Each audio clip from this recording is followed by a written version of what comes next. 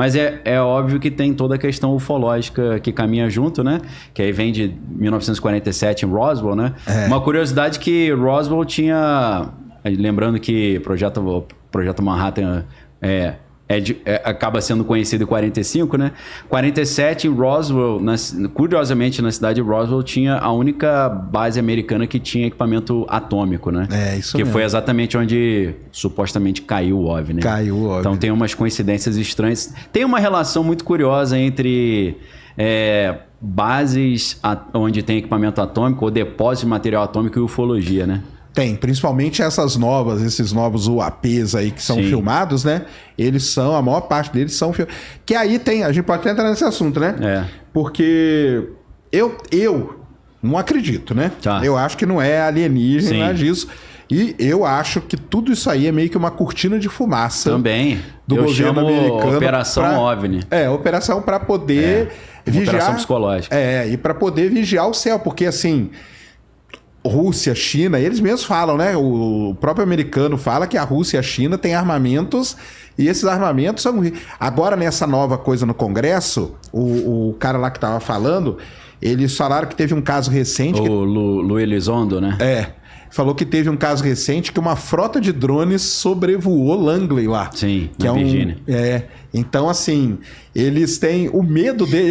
Eu acho que o medo americano não tem nada a ver com alienígena. Cara. Sim, entendi. O medo deles é com coisa de outro país. Sim, entendeu? Com certeza. Eu acho Ou equipamentos no espaço também, né? Equipamentos no espaço, Por isso, com certeza. o Trump criou a Space Force, né? Porque eles já estão se preparando para essa guerra, essa Star Wars dos anos 80, não da série Star Wars, que eu amo também, mas a Guerra nas Estrelas do Reagan. Reagan. O Reagan tinha... Inclusive, eu também acho interessante esse tema da ufologia, eu sei que você manja também, mas eu tento ir pela linha dos defense contractors, da operação psicológica, do meio militar, né? O que está por trás dessa propaganda alienígena, né? Eu vejo poucas pessoas no Brasil falando sobre isso. E o que eu escrevi num outro livro meu, chamado A Beira do Abismo, eu chamei de Operação Manhattan 2.0, né? Eu tive uma impressão que os Estados Unidos estão criando um novo tipo de Operação Manhattan, desenvolvendo novos equipamentos militares e estão usando a questão ufológica como uma distração. Isso eu tenho certeza. Então, a gente concorda plenamente. Tem certeza absoluta disso, cara. Porque eu creio que uma parte desses novos equipamentos estão relacionados a aeronaves de plataformas exóticas, né? Que... é como se fosse o bombardeiro B-2, aquele B-2 Stealth Bomber, só que muito mais evoluídos, né? É isso. Que tem uma propulsão diferente, que tem um sistema... Porque, na prática, assim, antes da gente aprofundar no assunto, se vocês quiserem, por exemplo, eles pegam uma aeronave dessa que é um triângulo, que se assemelha muito a um OVNI, Sim. aí joga uma bomba lá em Moscou e volta. Aí o Putin vai falar, você tá me bombardeando? Eu falo, não, foram os alienígenas, não fui eu não. Eles têm a desculpa pronta, né, cara? Aí os alienígenas, pera aí, não fui eu não. Não, isso é muito interessante, até para explicar pro pessoal, porque essa nave triangular, ou em forma de delta... É não tripulável, né? É a maneira de você criar uma nave que desfaça o radar, né? Total. O formato delta, né? Pelo design, né? E boa parte dos relatos são de naves triangulares. Né? Com certeza. Então tem uma coisa dá muito match com a outra, né? Nessa história toda. A gente tem alguns engenheiros que disseram que trabalharam nesses projetos, né? Um desses caras é um cara que chama Edgar Fouché.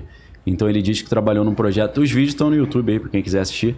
Ele diz que trabalhou com essas aeronaves e ela é a evolução do Black Manta, né? O bombardeiro B-2. Ah, tá. E aí você tem uma aeronave que a B-2 é da Northrop Grumman, né? Isso. A Northrop Grumman teria feito oficialmente é uma aeronave teórica, né? Que é o TR-3B. TR-3B, isso aí. E eu falo TR-3B, a galera me xinga toda vez, cara. Eu já filmei um TR-3B, pô. Ah, é? Já. Olha aí, galera. Aí, toma ali, viu? Filmei em Aparecida, né? E depois eu descobri que tinha várias filmagens. Eu me arrependi de não ter parado o carro pra filmar melhor. Olha aí. Na verdade, quem filmou foi minha esposa, porque eu tava dirigindo. Deixa eu dar o crédito pra ela. Então, nessa história toda, porque... Aproveita, Sérgio, explica... Você falou da questão do Elizondo na outra semana. Ele deu aquela outra... participou daquela outra assembleia fechada? Cara, então, eles vão na audiência pública, depois eles vão pra fechada. Sim, Fechada a gente não sabe o que eles falam, né? Mas aí eles foram. Mas aí teve naquela outra semana ali, teve o cara do Pentágono, foi no Senado. Sim. Foi no Senado. Aí ele mostrou 3 casos lá e falou: esses casos aqui são resolvidos, isso aqui é balão, isso aqui é não sei o que e tal, entendeu? Sim. Então o lance continua nisso. Agora, o mais interessante nisso, que aí tem muito a ver com o que o Daniel estuda e publica e tudo mais, é você descobrir a quantidade de coisa secreta que tem dentro do próprio governo americano que eles nem sabem que existe. Exato, porque é compartimentalizado, né? Porque eu não sei se você viu nesse dia da audiência pública, antes de começar, apareceu um documento de 11 páginas de um projeto chamado Imaculada Constelação. Sensacional que aquilo, ninguém né? sabia o que era aquilo, cara. A mulher lá que estava presidindo a audiência, ela falou foi pega de surpresa. Aí vocês quebraram minhas pernas, né? Cara, e aí você vê que dentro do... E aí é aquele lance, cara. Como que não abre dúvida para que tem um monte de coisa escondida? Sim. Se tem programas dentro do próprio programa secreto Exatamente. Que os caras não sabem, cara. É o secreto dentro do secreto, dentro do secreto do secreto. É isso, né? Então, um cara que eu acompanho muito, que também ficou surpreso com a Imaculada Constelação, a Constelação Imaculada, Immaculate Constellation, foi o Eric Weinstein. Não sei se já ouviu falar desse cara. Sim. Né, que ele era diretor do Thiel Capital, né, do fundo do Peter Thiel. Ele é formado em física matemática. Formado não, tem doutorado em Harvard, né? Isso. Ele tem até uma teoria de tudo, né, que é da Geometric Unity, né, unidade geométrica, é interessante pra caramba. Eu não sou físico, mas, né, eu também dou meus pitacos. Não pitaco assim, eu estudo, né, que eu acho legal.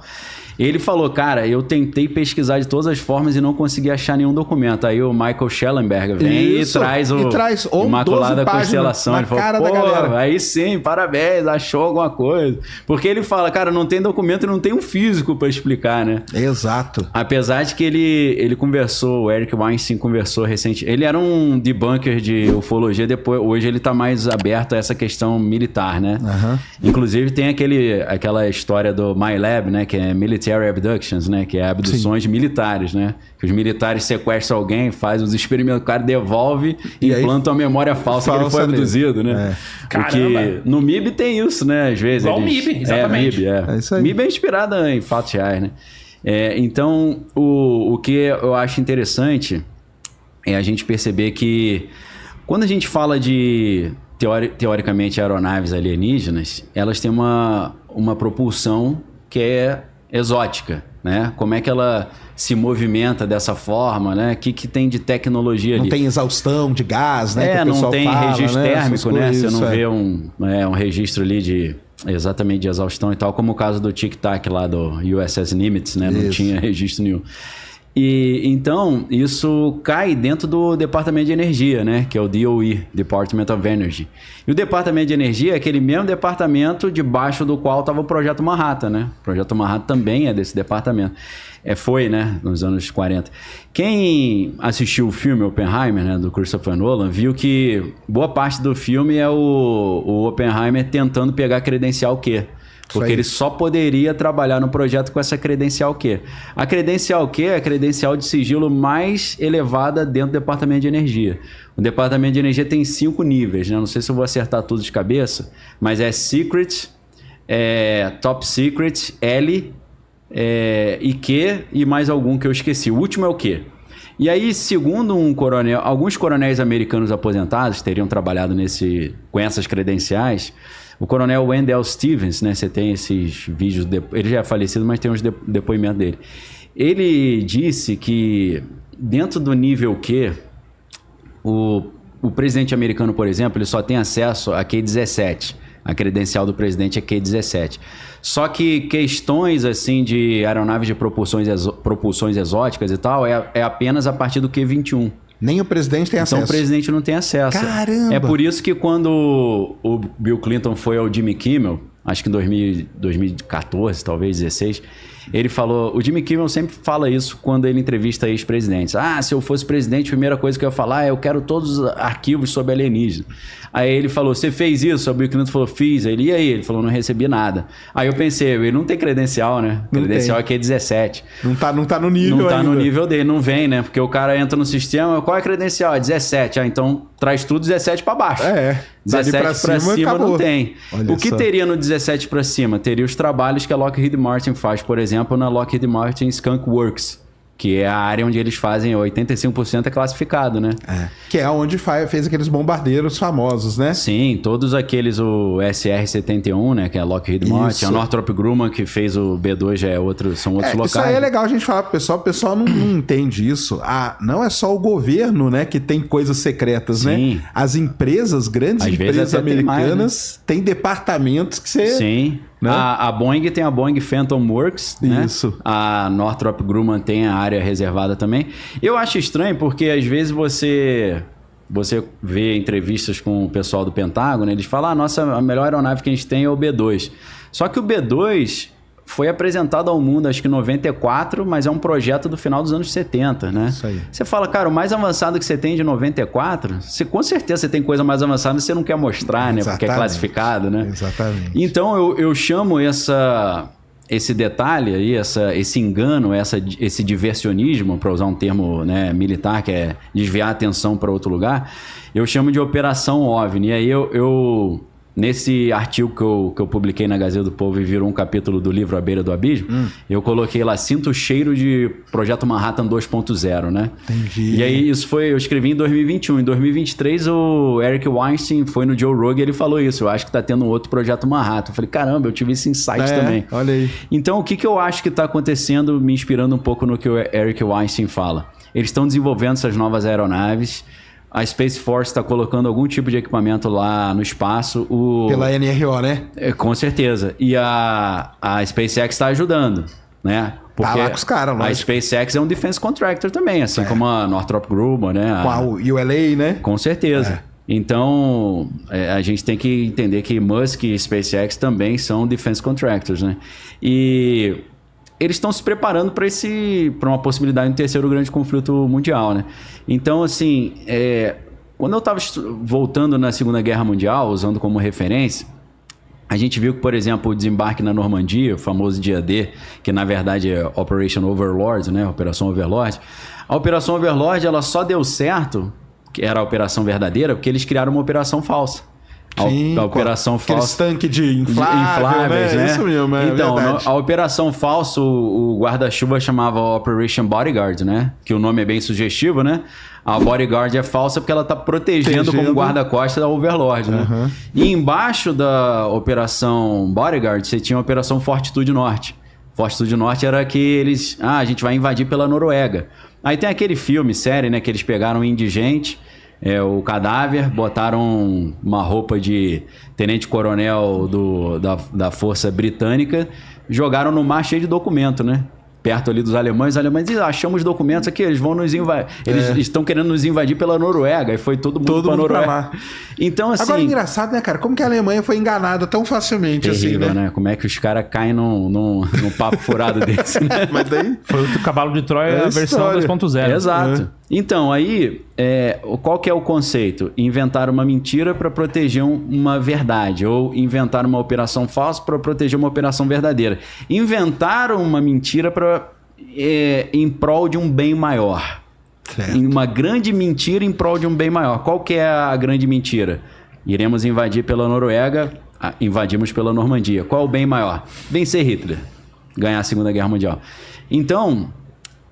Quando eu olho a questão OVNI, eu acho que é isso. Uma grande mentira para um bem maior, para proteger nossos equipamentos bélicos novos, para o nosso inimigo não ter acesso. Porque, assim como no Projeto Manhattan original, eu creio que se tiver acontecendo no Projeto Manhattan 2.0, o grande pulo do gato, a grande vantagem é o sigilo. Para você pegar o seu inimigo de surpresa, né? Com certeza. Então, acho que a questão alienígena caminha muito. Principalmente quando a gente lembra que Ronald Reagan falou 4 vezes, inclusive em 1987 ou 89, na Assembleia Geral da ONU, ele fez ali uma apresentação falando que se tivesse uma invasão alienígena acabaria todos os problemas da humanidade e acabar a Guerra Fria, porque União Soviética e Estados Unidos teriam que se unir para vencer. Aí a gente que viu aquilo falou, isso é palhaçada, né? Só que ele tinha conversado isso com o Gorbachev já. Eles combinaram hoje discurso, tem documentos disso, né? Eles combinaram, falaram, pô, se tivesse uma invasão alienígena, foi um encontro na Suíça, e eles falaram, a gente poderia encerrar a Guerra Fria trazendo uma falsa invasão alienígena, né? Porque a gente teria uma justificativa de estar unido para vencer esse inimigo externo. É a mesma história de enganar para um bem maior, né? Exato. Aí depois, pensando no conceito de operação psicológica, né? Que é quando a gente chama de... a gente chama que eu trabalhei nessa área no Exército, né? Eu fui instrutor do curso avançado de operação psicológica. É como se fosse marketing de Estado ou Estado passando uma visão de mundo para a sociedade, né?